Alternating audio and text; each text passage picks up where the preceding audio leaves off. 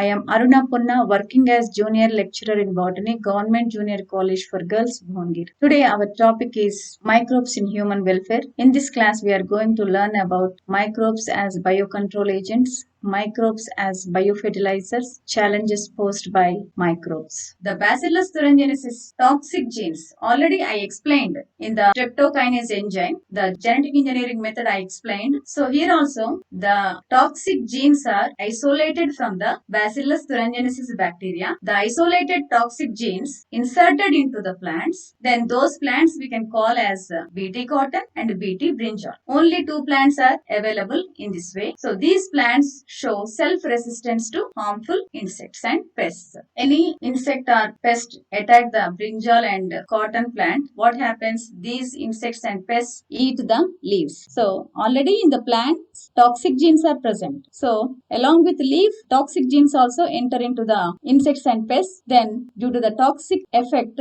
automatically the pests and insects die. And another one, trichoderma. This is a free-living fungi. This is trichoderma, acts as biocontrol agent. This is plant, this is root system. Around the root system, soil is present. In the soil only, this trichoderma survive. In which way this trichoderma helps the plant? Here, first image you can see, this is pathogen, a fungus, cause so many diseases to this plant. So, this trichoderma attack this pathogen and kill this fungi. So, trichoderma identifies and attacks plant pathogenic fungi. Pathogenic means disease causing. And other one, some nematodes also present in the soil. These nematodes enters into the root system and damage the root system. Finally, plants die. That is why this trichoderma kill nematode eggs and small nematodes, second stage juveniles. In this way, by killing these nematodes and small eggs, trichoderma helps the plant. And another important aspect is the trichoderma, this fungi, form some thick gelatinous sheet around the root as a protective layer. Due to this, what happens? Any pathogenic fungus want to enter into the root system, it could not enter. In this way, this trichoderma induce resistance for plant disease control. And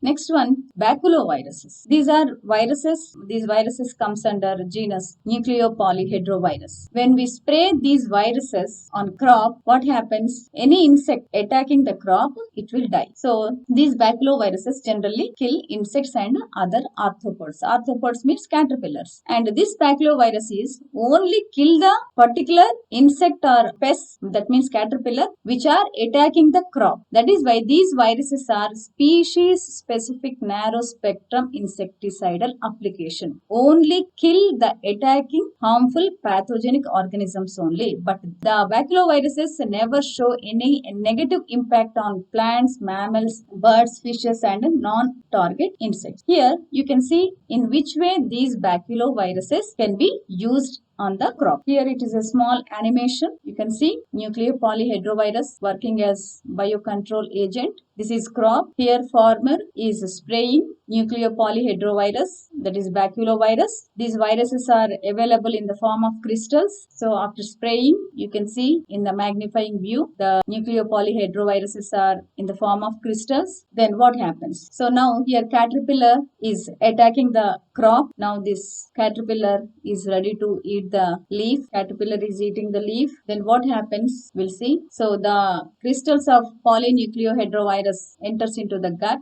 Here the crystals diluted by digestive enzymes and these viruses come outside, entered into the stomach region and they multiplied rapidly. These are all viruses, the black colored one. So in this way, they multiply at faster rate. The complete body is filled with all the viruses. So these viruses make so many holes inside the insect. Due to these holes, what happens? The caterpillar completely get infected. Finally, caterpillar die. So in this way, these Nucleopolyhedroviruses only kill the targeted insect. They won't show any harm to other non-target insects. Integrated Pest Management, IPM. The main concept of this program is to protect beneficial insects. So the baculovirus introduced by this only, by integrated pest management. And the next one is microbes used as biofertilizers. Day by day in the world, population is increasing. According to the increasing of population, we have to increase agricultural production also. That is why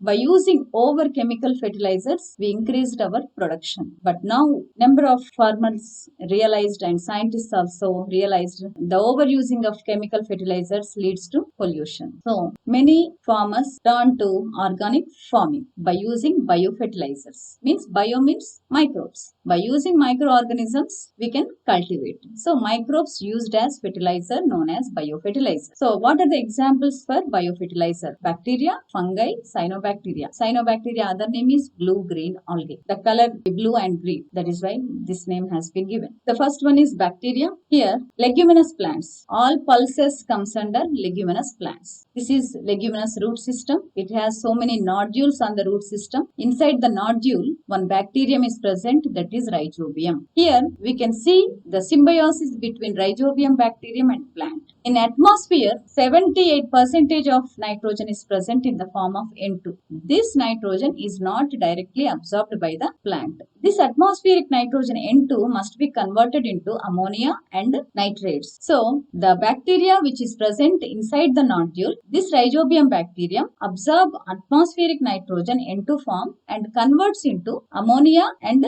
nitrates. Then, the ammonia and nitrates absorbed by the root system and converted into amino acids. Amino acids converted into proteins. In this way, plant grows well. And other example, that is free living nitrogen fixing bacteria. Examples Azotobacter and Azospirillum. These bacteria also increase nitrogen content of soil. Here, rhizobium is living inside the root nodule. So, symbiotic association we can see. But here, this Azotobacter and Azospirillum, they are not living inside the root. Just they are present in the soil around the root system. In which way they can fix the nitrogen, we will see. This is nitrogen fixation of Azotobacter free living bacteria in the soil. This is crop.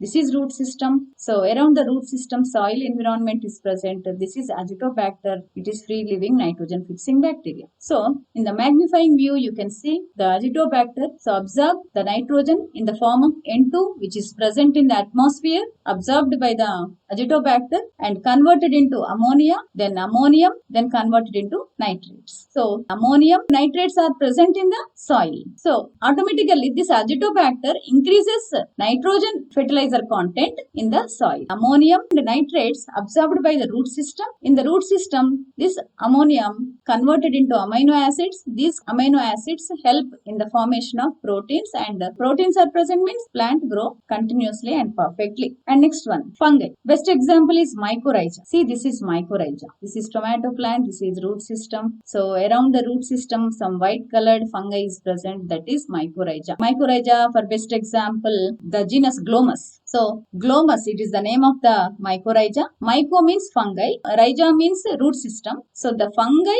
is growing on the root system. The fungi is in association with the root system. That is mycorrhiza. So the Glomus type of fungi grow on the root system. Due to the activity of this mycorrhiza, what happens? This mycorrhiza facilitates, increases the absorption of phosphorus by the plant from the root system, and also it shows a lot of resistance to the root-borne diseases. When the mycorrhiza is present around the root system means any disease-causing microorganisms could not enter into the root. That is why this mycorrhiza show a lot of resistance to root-borne pathogens, and it can show a lot of tolerance to salinity. Even though different types of salts are present, the salinity is more in the soil. In those soils also the plants can survive, and even drought conditions, very hot conditions, and finally overall growth we can see in the plant due to presence of this mycorrhiza. And cyanobacteria, blue-green algae. These are autotrophic, means they can synthesize their own food. They can survive in water and even on land.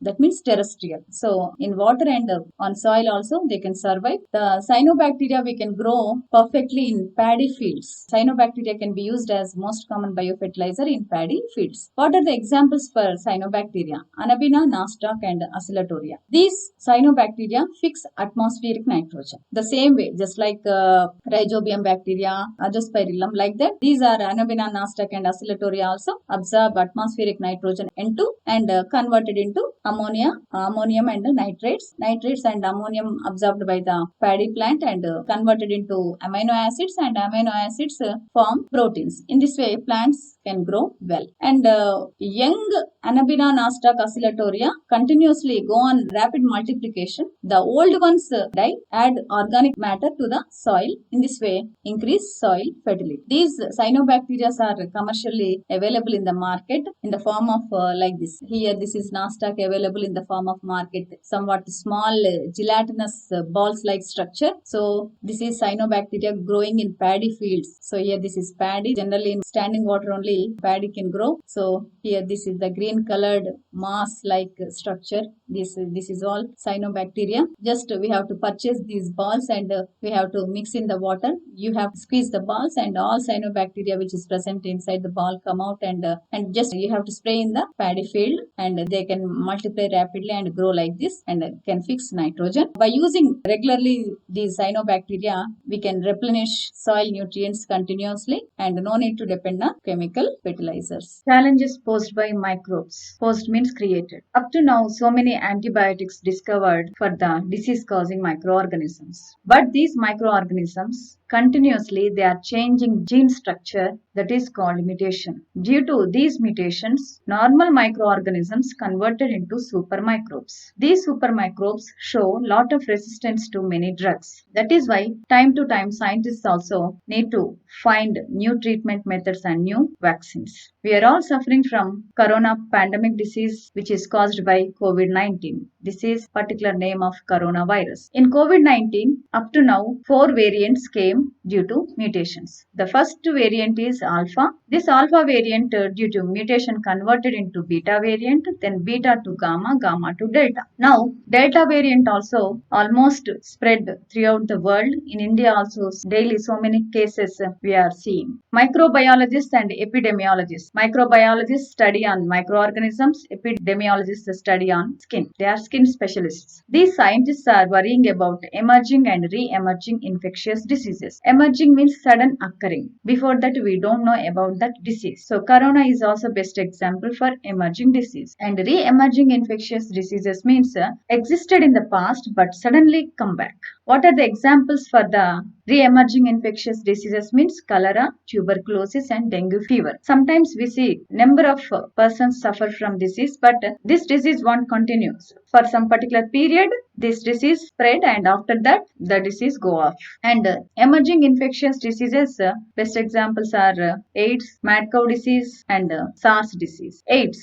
The full form is acquired immunodeficiency syndrome caused by human immunodeficiency virus. This disease occurred first time in 1983. Actually, this disease first occurred in chimpanzees. From chimpanzees, AIDS disease transmitted to human beings. The symptom of AIDS disease is immune system completely suppressed. Due to this condition, the person affected by so many diseases and sometimes leads to death. And mad cow disease first occurred in 1986 by the activity of freons. Freons, already I explained about this in the starting of this lesson. They are made up of proteins, abnormal structure of protein due to the large beta helix coils. First time this disease occurred in cattle, cows. From cows, this disease transmitted to human beings. In this disease, nervous system damaged that leads to mental imbalance and finally the person behave like mad. SARS disease, that is severe acute respiratory syndrome, first occurred in 2003 in China. This disease is spread up to only 5 countries. This disease caused by SARS-CoV.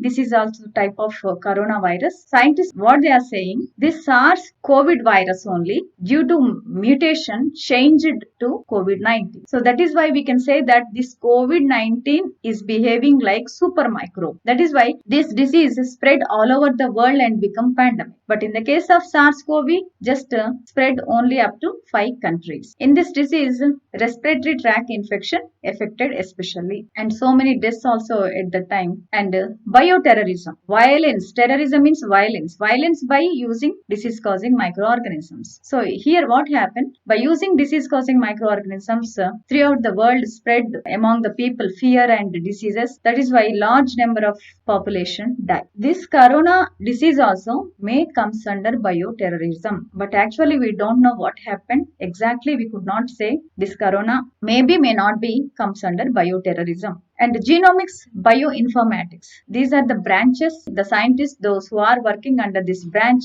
they find rapid detection methods for bioterror agents. For example, corona, first time they observed the disease, so immediately the scientists find the which microorganism is causing this corona disease, and immediately find that coronavirus only causing the corona disease. So immediately rapid detection methods they find, and they try to invent new vaccines and new treatment methods. For example, PCR test. And now so many self-detection kits are also available in the medical shop. Whenever we get some few symptoms of corona, no need to go to hospital, whether it is corona or not.